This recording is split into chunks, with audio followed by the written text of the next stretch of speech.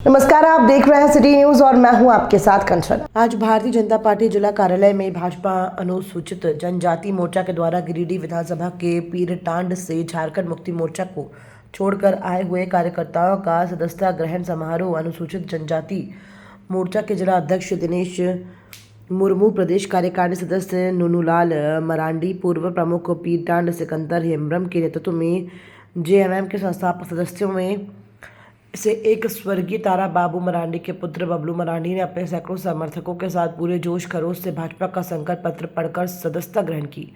सदस्यता ग्रहण करते हुए उन्होंने बबलू मरांडी से कहा कि मैं अपने समर्थकों के साथ भारतीय जनता पार्टी के नीति सिद्धांतों और प्रधानमंत्री नरेंद्र मोदी के सबका साथ सबका विकास पर विश्वास प्रकट करते हुए आज पार्टी की सदस्यता ग्रहण कर रहा हूँ। स्वर्गीय तारा बाबू मरांडी ने जेएमएम सुप्रीमो शिबू सोरेन के साथ कदम से कदम मिलाकर चलने वाले सहयोगी थे।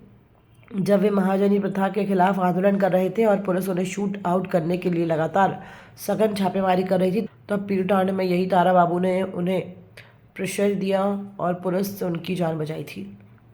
करीब 12 वर्षों तक पीरटांड और टुंडी के सघन जंगलों में दोनों व्यक्ति पुलिस से छुप छुप के रहे।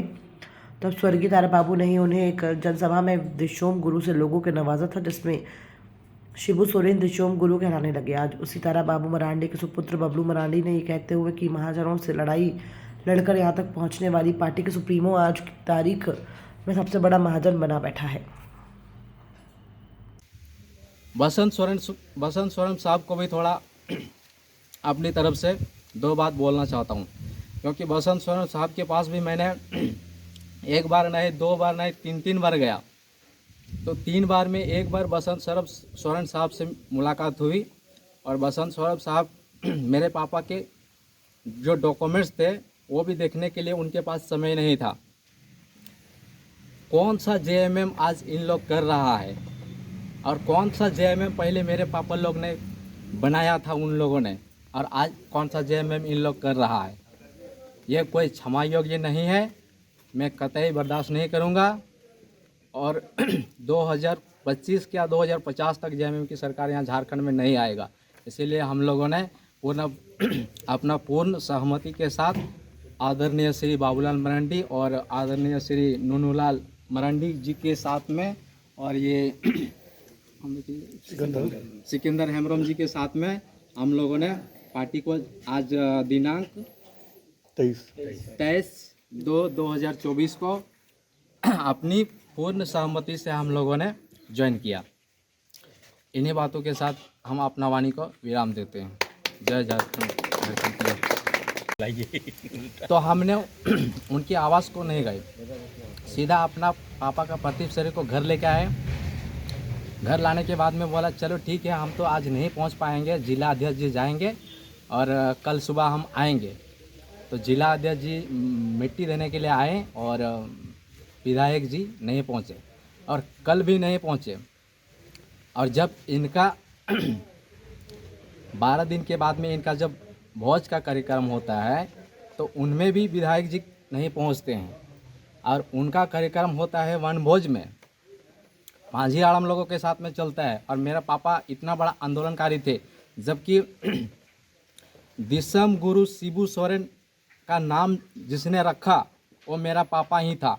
मेरे पापा के अलावा अगर झारखंड में कोई होता तो आज सबको पता चल जाता कि हाँ, कि शिबू सोरेन का नाम इन लोगों ने रखा था।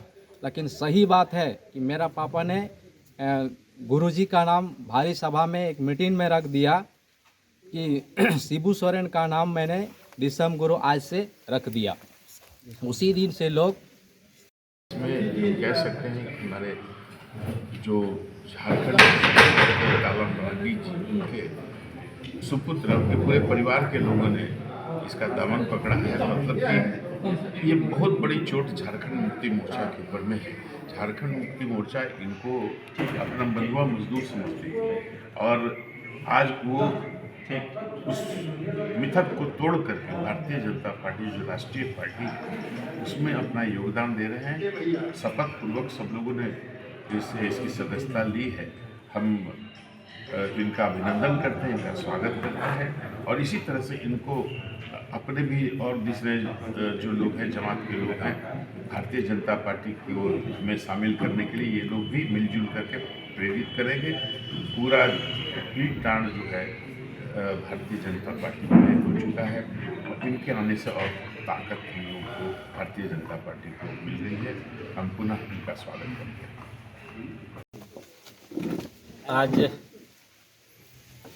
भारतीय जनता पार्टी कार्यालय में एक झारखंड मुक्ति मोर्चा के आंदोलनकारी के पुत्र के नेतृत्व में वहाँ के कई आदिवासी युवाओं ने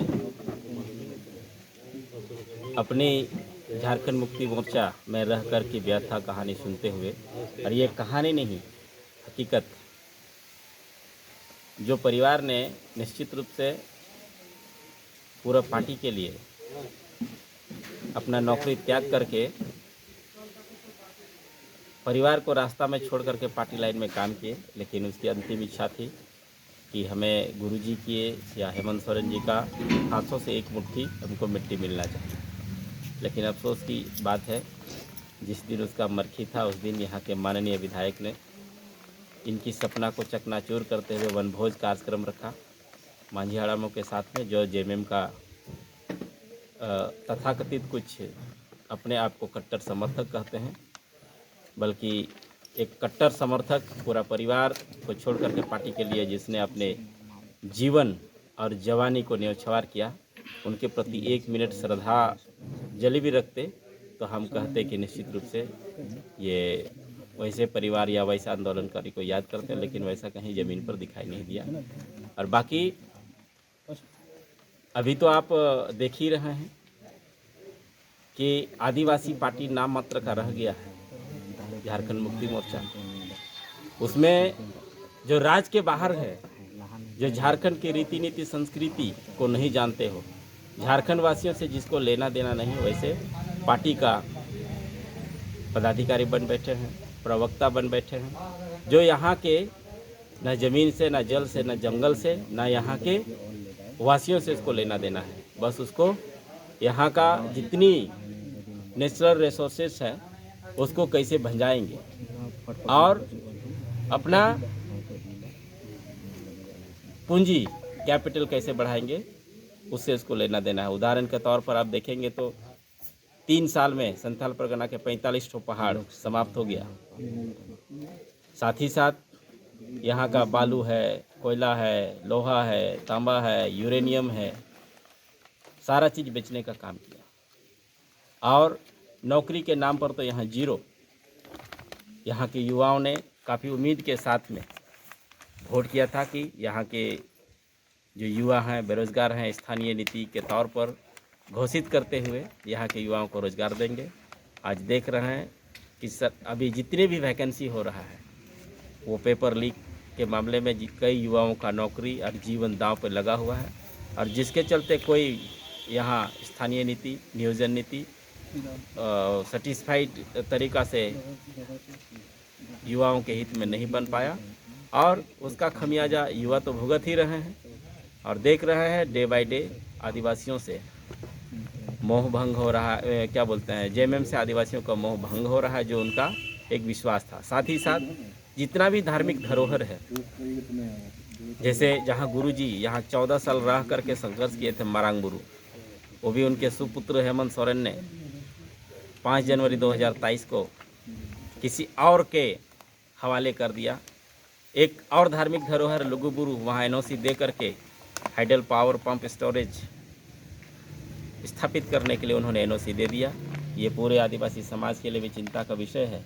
एक तरफ से हमारे हिंदू भाइयों के लिए खुशी का माहौल है, राम मंदिर का प्रतिष्ठा हुआ 22 जनवरी 2023 को, और 2023 आदिवासियों के लिए बहुत ही दुखदाई एक अपना धार्मिक धरोहर दोनों लुगुबुरु और मारांगबुरु को इन्हीं के शासनकाल में खोया है। ये बहुत बड़ा चिंता का विषय है, और जिसका खमियाजा आज अपने आप को गरीबों का मसीहा कहते हैं, वो आज झारखंड के सबसे बड़ा क्या बोलेंगे, महाजन बन गए हैं। महाजनी के खिलाफ से शुरुआत किए थे, खुद महाजन बनना था, वो बन गए, उसका सपना पूरा हो गया। बाकी उस भावनाओं के साथ में जुड़ने वाले लोगों का सबका सपना चकनाचूर